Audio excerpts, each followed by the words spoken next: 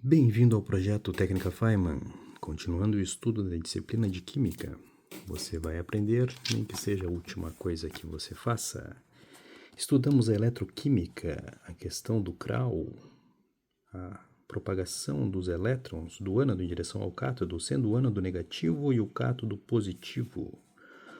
Agora estudaremos a eletrólise. O que raios é a eletrólise? A eletrólise é a oxirredução pela passagem de corrente. Teremos uma corrente elétrica envolvida nesse caso. A conversão da energia elétrica em energia química, sendo, portanto, um processo não espontâneo. Lembrando apenas que é o oposto. Na pilha nós temos a conversão da energia química em energia elétrica, e isso é um processo espontâneo.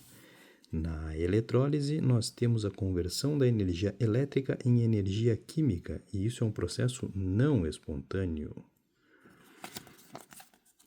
Então, a corrente elétrica em solução faz os elétrons migrarem para a solução com mais cátions. E quem é a solução com mais cátions?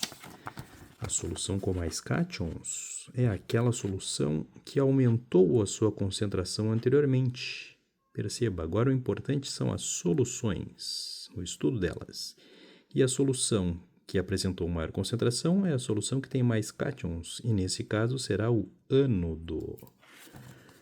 Só que o ânodo, em termos de pilhas, e em geral ele é negativo, ocorre que na eletrólise o ânodo será positivo e o cátodo negativo, e o fluxo de elétrons será, portanto, do cátodo para o ânodo, que é o oposto que ocorre nas pilhas. Nas pilhas, o fluxo de elétrons será do ânodo negativo para o cátodo positivo. É sempre do negativo para o positivo, perceba, mas nas pilhas era do ânodo para o cátodo. E agora na eletrólise será do cátodo para o ânodo. Diferenciado, não?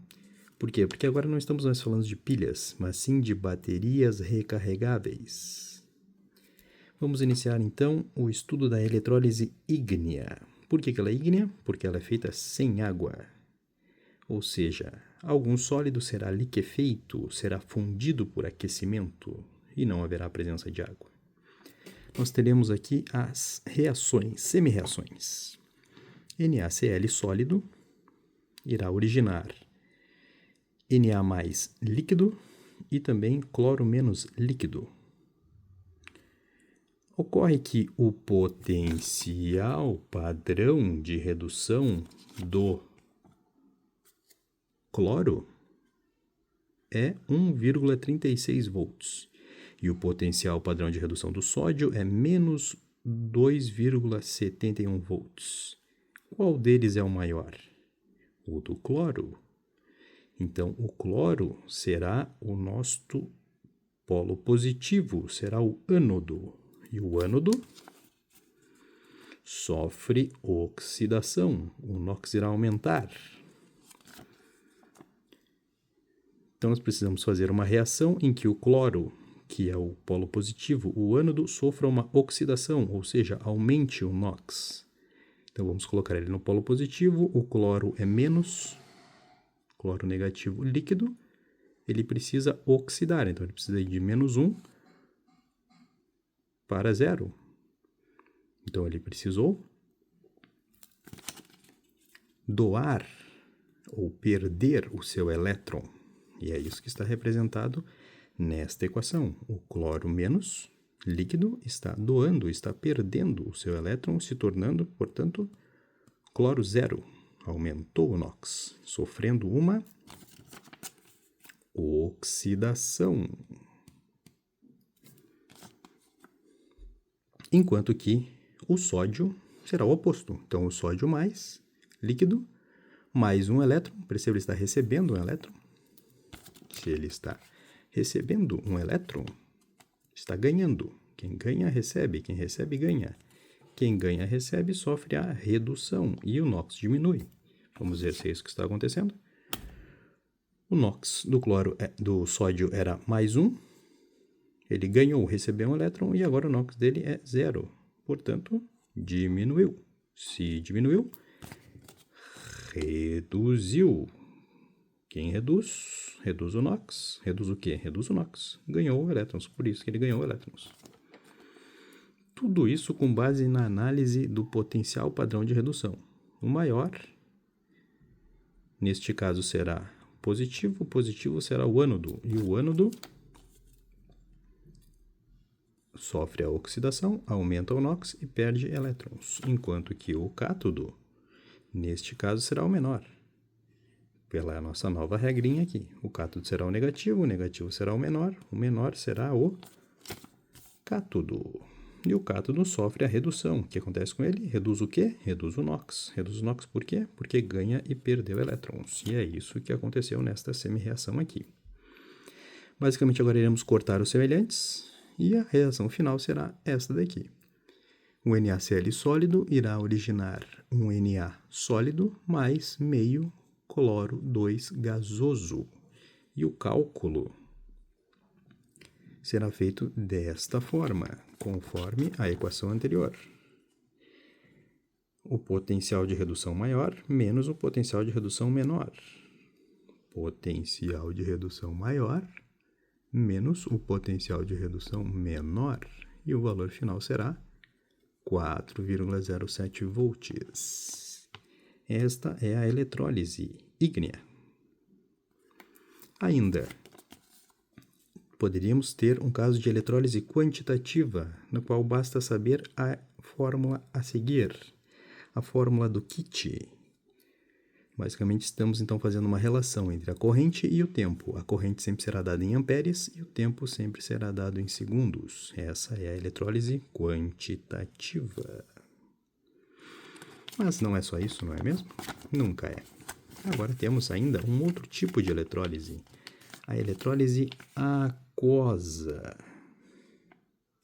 Perceba, na eletrólise aquosa nós não teremos os potenciais de redução. Nós teremos uma competição entre íons, porque ela está ocorrendo na presença da água. Então nós teremos uma nova regrinha. A regrinha mantém-se, o ânodo é o positivo, o cátodo é o negativo, é o oposto da pilha. Os elétrons irão migrar sempre do negativo para o positivo, neste caso do cátodo para o ânodo. E quem será o ânodo?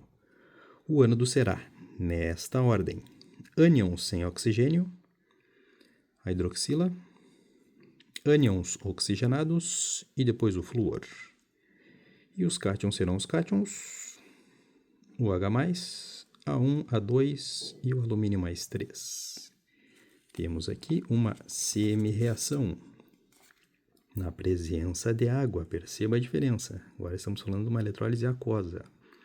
O NaCl sólido irá originar Na mais aquoso mais Cl menos aquoso. E a água líquida irá originar H mais aquoso e OH menos aquoso. Vamos fazer a mesma regra anterior. Quem será o positivo, quem será o negativo? O positivo é o ânodo. Neste caso será o cloro. O cloro irá perder então o seu elétron e, para equalizar, mais meio cloro. Enquanto que o H+ irá ganhar um elétron e se transformando em meio H+. Retomando, o cloro irá perder o seu elétron. Ele é o positivo, ele é o ânodo. E o que acontece no ânodo? Ocorre a oxidação. O NOx aumentou porque ele perdeu, ele doou o seu elétron. Perceba, ele tinha uma carga negativa, ele perdeu esse elétron. Ele doou esse elétron e ficou negativo. Ele era -1, passou a 0. O que aconteceu aqui? Ele aumentou o seu NOx. Sofreu uma oxidação. Por quê? Porque ele perdeu e doou o seu elétron. Foi exatamente isso que aconteceu. Embaixo foi o oposto. O H+, ele recebeu um elétron. Então ele era +1 e passou a ser 0. Se ele era +1 e passou a ser 0, ele reduziu. Reduziu o quê? O NOx. Era +1, passou a ser 0, reduziu o NOx. Por quê? Porque ele ganhou um elétron. Segundo esta nova regra. E a reação final será NaCl sólido mais H2O líquido irá originar meio Cl mais meio H2 mais NaOH, cortando-se os equivalentes. A reação final é esta, por causa desta nova regra, por se tratar de uma eletrólise aquosa. E por fim, agora estudaremos a eletroquímica no caso de dois eletrodos ativos. O que nós precisamos saber disso? Neste caso, sempre ocorrerá no ânodo, e o ânodo ele é o positivo. Lembrando, na eletrólise o ânodo é o positivo. O que raios acontece no ânodo? O ânodo ele oxida, ele sofre a corrosão e ele tem um potencial de redução menor. Apenas para recapitular, o ânodo ele sofre a oxidação, ele vai sofrer a corrosão, aumenta o seu NOx, perde e doa elétrons, ele é o agente redutor e aqui está o potencial padrão de redução menor, exatamente como descrito aqui. E a informação final será: deverá-se ser analisado o potencial de redução em relação ao objeto que se quer banhar. Nós estamos falando de dois eletrodos ativos quando nós queremos banhar um objeto com um metal, banhar a ouro, banhar a alguma coisa.